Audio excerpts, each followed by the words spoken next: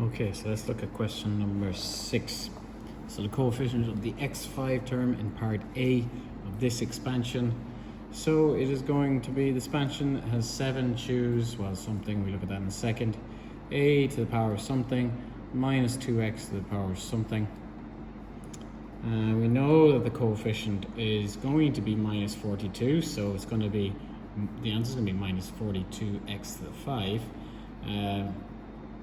So what value of A is going to give that? Okay, so if x needs to be to the 5, that means this must be to the 5, because that would give x to the power 5, which means this has to be to 2, because 2 plus 5 equals 7. And this is also to the 5, because these would correspond. Could use 2 either, but 5 it is. Alright, so 7, choose 5. You can use your calculator for that. I think you end up with 3. That doesn't sound right. 7, choose 5. Let me do that again. I got the wrong answer. Math. Enter. Okay, so that's 21.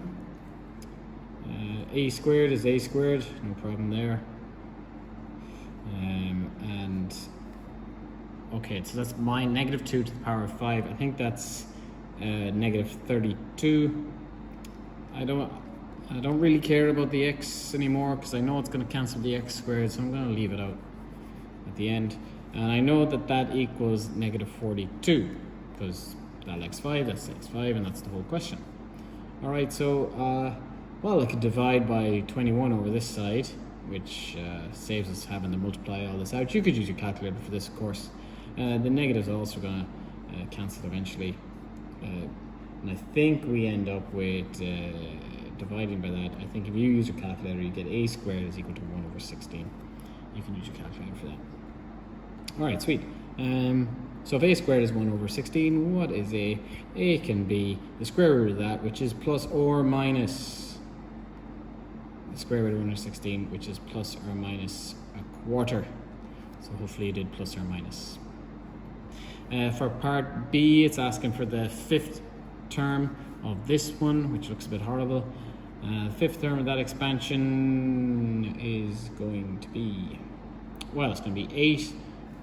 Choose, well, we'll look at that in a second. 1 over x root 2 is the first term, negative a is the second term. Okay, now what power are we going to use? The 5th term in the expansion is going to be 8 choose 4, because the first term is 8 choose 0, of course. You want to do that because the first term would be to the power of 0 here, so that's 4, and that's also 4. Okay, and we know that that's going to equal 1120 over x to the 4, and that's because that x is going to be x to the 4 anyway, so that kind of checks out that that's going to work. 8 choose 4.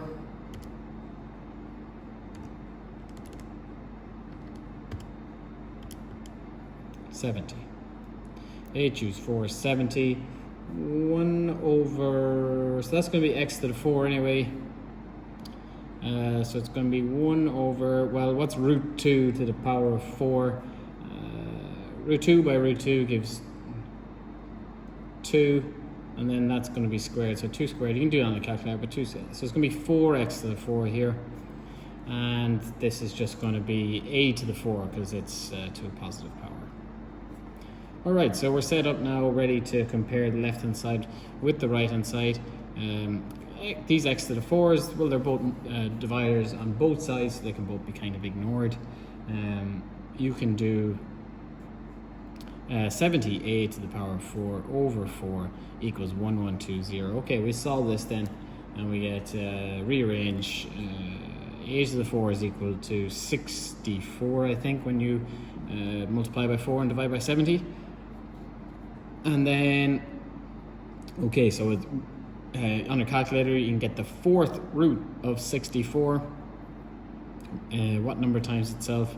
4 times. And that's going to be another plus or minus. That's going to be 2 root 2. Or you can say root 8 if you want, but it should be in that form, perhaps.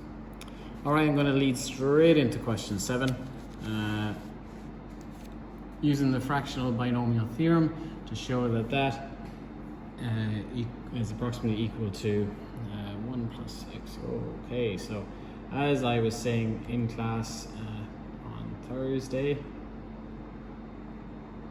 which is still today with me, let's take these two separately. So if I do root 1 plus x over 1 minus x, let's write that as a product, so multiplying.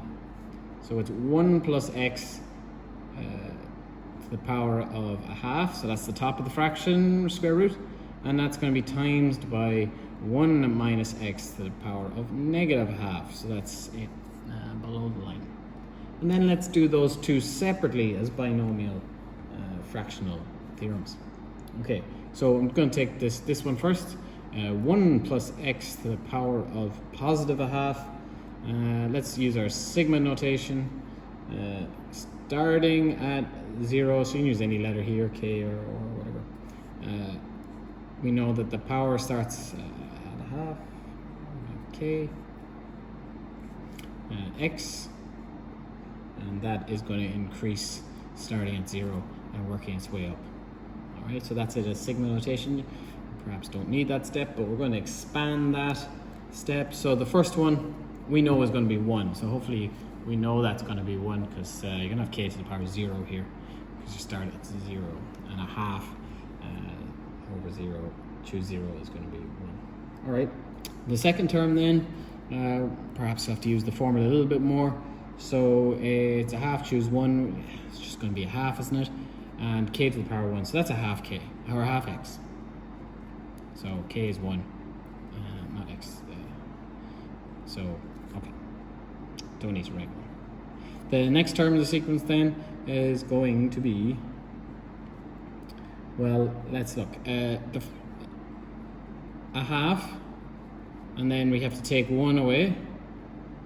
3 over 2, so we're doing this bit, so when k is 2, so I'll just do that, so that's a half, choose 2, which means you have to go down 1 here and divide by 2 factorial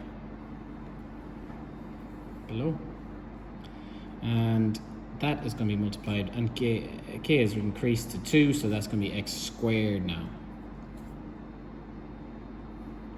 Okay, I'm going to have to do a bit of calculations on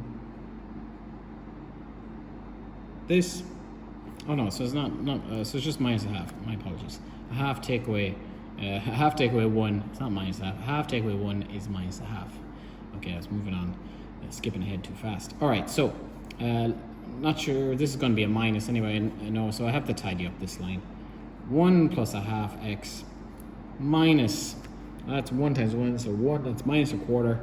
Minus a quarter divided by, well, 2 times 1 is 2. Minus a quarter divided by 2 times 1 is minus 1/8 x squared. Okay, the question only goes as far as x squared, so I'm not going to go any further. If I need to, I can come back and go a little bit further, but I think I've done enough. Got to do the other one as well, to the half. Negative a half this time, that's what I was doing on the last one by mistake. Sigma starting at 0 all the way up to infinity, minus a half here on top of our choice. Choose k. Negative x this time. Instead of x, choose k. Okay. Set it up. The first one's going to be 1. The second one this time is negative a half. Choose 1. Well, that's only just negative a half. And minus x to the power of 1. So that's going to be negative a half times, well, negative x. The next one then, next term then in the sequence is going to be pretty similar to this one. I'm just going to leave out the sign and then work it out in the next line. But this starts at negative half, so this is the one that's negative 3 over 2. So negative half, take away 1. And then I have 2 factorial, and then I have x, negative x squared. Okay. All right, so let's work out these two and have our final answer here. 1, that's going to be minus, so that's going to be plus a half x as well. or x over 2 if you will. This one I'm going to get 3/8 I think. So 3/8, and it's going to be positive. So remember that this this minus x squared is positive, and minus and minus here is positive. So these are positive, and we get 3/8 x squared. Okay. On and on and on. I'll come back to that if I need more. I don't need more. Because these two are going to be multiplied by each other, and anything more than that is going to give x cubed. So 1 times an x cubed is going to give x cubes, what we don't need. If we did need it, we could go further, but we don't need it. Okay, so combine them now, because at the start, remember, we separated them. We need to multiply them to get the theorem. So if you will, let's take that first one. 1 plus, well, I'm going to write x over 2 because it's easier to multiply like that. I'm going to write x squared over 8 plus and that's going to be multiplied by 1 plus this one, x over 2. Once again, just easier to write it this way. 3x squared over 8 plus Okay, so when I multiply these two together, all right. Let's just do 1 times this gives me 1 plus x over 2 plus 3x squared over 8, and the next one doesn't matter because it would have been a cube. Okay, I must also multiply this by everything. X over 2 times 1 gives plus x over 2.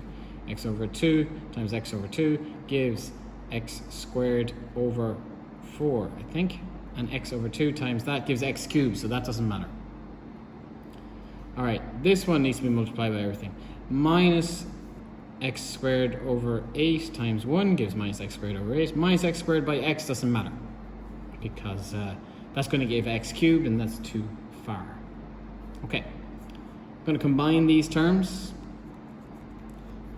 Anything beyond that is going to be an x cubed term, which is not necessary because the question only asked up as far as x squared.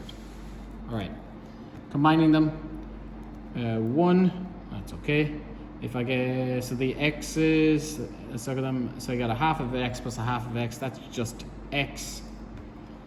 If I have 3x squared over 8, take away one of the x squareds over 8, that gives me 2x squared over 8. And if I do this one, this is another 2x squared over 8. And that's going to give me 4x squared over 8. And that is great, because that's what I wanted. 4x squared over 8, which simplifies down to half of x squared over